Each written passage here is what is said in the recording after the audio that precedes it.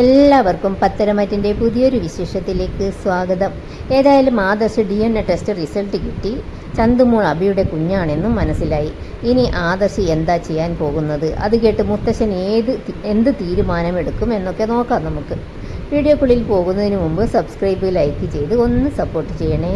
അങ്ങനെ ആദർശ് ടെസ്റ്റ് റിസൾട്ടുമായി അനന്തപുരി തറവാട്ടിലേക്ക് വരുന്നുണ്ട്. ഏതായാലും സിറ്റൗട്ടിൽ തന്നെ വിഷമിച്ചുകൊണ്ട് നിൽക്കുന്ന കനകയെയും ഗോവിന്ദനെയും കാണിക്കുന്നുണ്ട്. കൂടെ മുത്തശ്ശിയും നയനയും ഒക്കെ ഉണ്ട്. നയന ആദർശിനോട് പറയുന്നുണ്ട്, ചന്തുമോളെ പറ്റിയുള്ള കാര്യങ്ങളൊക്കെ അച്ഛനും അമ്മയും അറിഞ്ഞു. അതിൻ്റെ വിഷമത്തിലാണ് അച്ഛനും അമ്മയും എന്ന് പറയുന്നുണ്ട്. അതിന് പ്രത്യേകിച്ച് മറുപടി ഒന്നും പറയാതെ ആദർശ് നയനയോട് പറയുന്നുണ്ട്, നീ എന്നോടൊപ്പം വാ. അങ്ങനെ നയനയും കൂടെ പോകുന്നുണ്ട്. ഹാളിൽ അബിയും നബിയും ഒക്കെ ഉണ്ട്. ആദർശ് അബിയെ ഒന്ന് തറപ്പിച്ച് നോക്കിയിട്ട് നയനയെയും കൂട്ടി മുകളിൽ മുത്തശ്ശൻ്റെ റൂമിലേക്ക് പോകുന്നുണ്ട്. നമ്പി ചോദിക്കുന്നുണ്ട്, അയാളെന്താ നിങ്ങളെ അങ്ങനെ നോക്കിയത് എന്ന്. അപ്പോൾ അബി പറയുന്നുണ്ട്, എനിക്കറിയില്ല എന്ന് പറയുന്നുണ്ട്. അങ്ങനെ മുത്തശ്ശൻ്റെ റൂമിലെത്തിയ ആദർശ് മുത്തശ്ശനോട് DNA ടെസ്റ്റ് റിസൾട്ടിൻ്റെ കാര്യം പറയുന്നുണ്ട്. മുത്തശ്ശൻ, ഞാനല്ല കുഞ്ഞിൻ്റെ അച്ഛൻ എന്ന് പറയുമ്പോൾ മുത്തശ്ശൻ പറയുന്നുണ്ട്, അതിലെനിക്കൊരു സംശയവുമില്ലല്ലോ മോനെ. പിന്നെ ആദർശ് പറയുന്നുണ്ട്, എന്നാൽ മുത്തശ്ശനെ അത്ഭുതപ്പെടുത്തുന്ന ഒരു കാര്യം ഞാൻ പറയാം, ആ കുഞ്ഞ് അവയുടേതാണ്.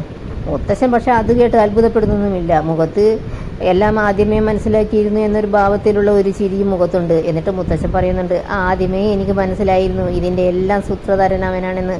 പിന്നെ അവൻ്റെ അമ്മയെ ഞാൻ എടുത്തു വളർത്തിയതാണെങ്കിലും അവൻ എൻ്റെ സ്വന്തം കൊച്ചുമോൻ തന്നെയാണ്. അങ്ങനെ തന്നെയാണ് എല്ലാവരും വിശ്വസിക്കുന്നത്. അപ്പോൾ അവന് അബദ്ധം പറ്റിയാലും ഈ കുടുംബത്തിന് തന്നെയാണ് അത് ബാധിക്കുന്നത്. അപ്പോൾ ആദർശ് ചോദിക്കുന്നുണ്ട്, അതിന് അവൻ്റെ വിഴുപ്പ് ഞാൻ ചുമക്കേണ്ടതുണ്ടോ മുത്തശ്ശ? അന്നേരം മുത്തശ്ശൻ പറയുന്നുണ്ട്, ഒന്ന് പതുക്കെ പറമോനെ, ഇത് ആരും കേൾക്കേണ്ട. കൊലയാളിയുടെ മനസ്സുള്ള അവൻ അങ്ങനെ ഒരു കളി കളിച്ചത് കൊണ്ടാണ് ഇന്ന് ചന്തുമോൾ ജീവിച്ചിരിക്കുന്നത്. അല്ലായിരുന്നുവെങ്കിൽ അവനാണ് കുഞ്ഞിൻ്റെ അച്ഛനെന്ന് നമ്മൾ അറിയുമെന്ന് തോന്നിയിരുന്നുവെങ്കിൽ അവൻ ചന്തുമോളെ അപായപ്പെടുത്തിയേനെ. ഇനിയും അത് സംഭവിക്കാനുള്ള സാധ്യതയുണ്ട് മോനെ. ചന്തുമോൻ അവൻ്റെ കുട്ടിയാണെന്ന് മറ്റുള്ളവരറിഞ്ഞാൽ ഒരിക്കലും അവൻ ആ കുട്ടിയെ സ്നേഹിക്കുകയില്ല. അത് കേട്ട് നയന പറയുന്നുണ്ട്, ഇപ്പോഴും അവൻ ആ കുഞ്ഞിനോട് സ്നേഹമൊന്നുമില്ല. കുഞ്ഞിനെ കാണുമ്പോൾ മുഖം തിരിച്ചാ പോകുന്നത്. അന്നേരം മുത്തശ്ശൻ ആദർശിനോട് പറയുന്നുണ്ട്, മോനെ, നീ ആ കുഞ്ഞിൻ്റെ നേർക്ക് മുഖം തിരിക്കരുത്. കുഞ്ഞ് നയനയെ അമ്മയായിട്ടാണ് കാണുന്നത്.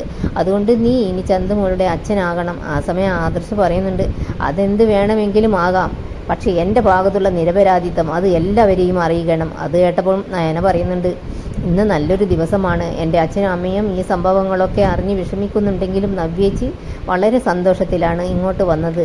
ചന്തുമോൾ അവയുടെ കുട്ടിയാണെന്നറിഞ്ഞാൽ ഉറപ്പായിട്ടും ചേച്ചി പിന്നെ ഇവിടെ നിൽക്കില്ല. കുഞ്ഞിനെയും കൊണ്ട് അച്ഛനോടും അമ്മയോടുമൊപ്പം പടിയിറങ്ങും. അതോടെ ആ ബന്ധം അവസാനിക്കുകയും ചെയ്യും. മുത്തശ്ശനും പറയുന്നുണ്ട്, മോള് പറഞ്ഞത് ശരിയാണ്. പിന്നെ ചന്തുമോൾ ഇവിടെ ഉള്ളത് ഞങ്ങൾക്കൊരു ആശ്വാസമാണ്. ആ ആശ്വാസം മോനായിട്ട് തല്ലിക്കെടുത്തരുത്. എന്നിട്ട് നയനയും പറയുന്നുണ്ട്, ഒരുപാട് പ്രതീക്ഷകളോടെ ഈ വീട്ടിലേക്ക് വന്ന നവ്യേച്ചിയെ ആത്മഹത്യയിലേക്ക് തള്ളിവിടുന്ന പ്രവൃത്തിയൊന്നും ചെയ്യില്ലേ ആദർശട്ട എന്ന് പറയുമ്പോൾ ആദർശ് പറയുന്നുണ്ട്, മറ്റുള്ളവർക്ക് വേണ്ടി ത്യാഗം ചെയ്യാം, പക്ഷേ അതിന് ഒരു പരിധിയുണ്ട്. ഇപ്പോഴിതാ അവൻ അഹങ്കരിച്ച് നിൽക്കുകയാ. അവൻ മാത്രമല്ല അവൻ്റെ അമ്മയും.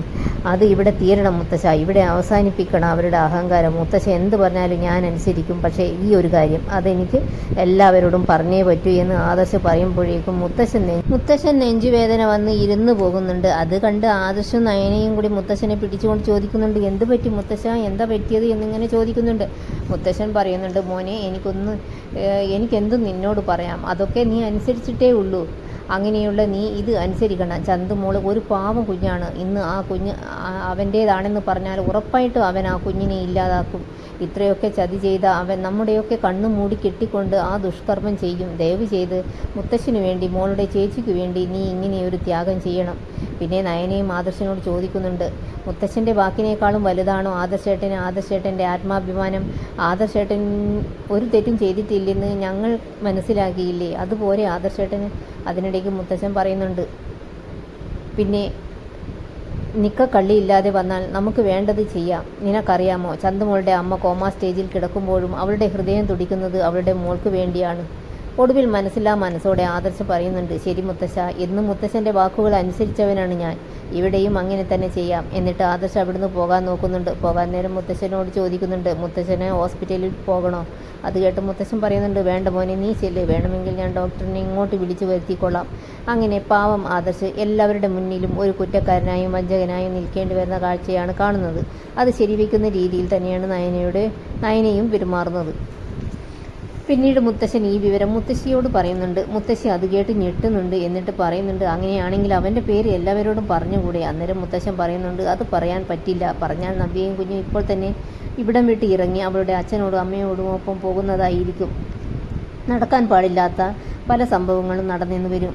മുത്തശ്ശിക്കാണെങ്കിൽ വല്ലാതെ ദേഷ്യം പിടിക്കുന്നുണ്ട്. എന്നിട്ട് പറയുന്നുണ്ട്, അവൻ്റെ കരണം അടിച്ച് പൊട്ടിക്കേണ്ട സമയം കഴിഞ്ഞിരിക്കുന്നു. അപ്പോൾ മുത്തശ്ശനും പറയുന്നുണ്ട്, കരണത്തടിക്കുകയല്ല, അവൻ്റെ കഴുത്ത് ഞെരിച്ച് കൊല്ലേണ്ട സമയം കഴിഞ്ഞു. മുത്തശ്ശൻ പിന്നെ പറയുന്നുണ്ട്, ഒരു ബ്രാഞ്ചിൻ്റെ ചുമതല അവന് കൊടുക്കാൻ തീരുമാനിച്ചതായിരുന്നു. ഇനി അതുണ്ടാകില്ല. അവന് ഒരു ബ്രാഞ്ചിൻ്റെ ചുമതലയും കൊടുക്കാൻ പോകുന്നില്ല. മാത്രമല്ല, നമ്മുടെ ട്രസ്റ്റിൽ നിന്നും അവനെ ഒഴിവാക്കണം. അങ്ങനെ ഒരു തീരുമാനമെടുക്കുന്നുണ്ട് മുത്തശ്ശൻ. ഇതോടുകൂടി വീഡിയോ ഇവിടെ അവസാനിക്കുന്നു. നിങ്ങൾക്ക് ഈ വീഡിയോ ഇഷ്ടപ്പെടുമെന്ന് വിശ്വസിക്കുന്നു. Thanks for watching.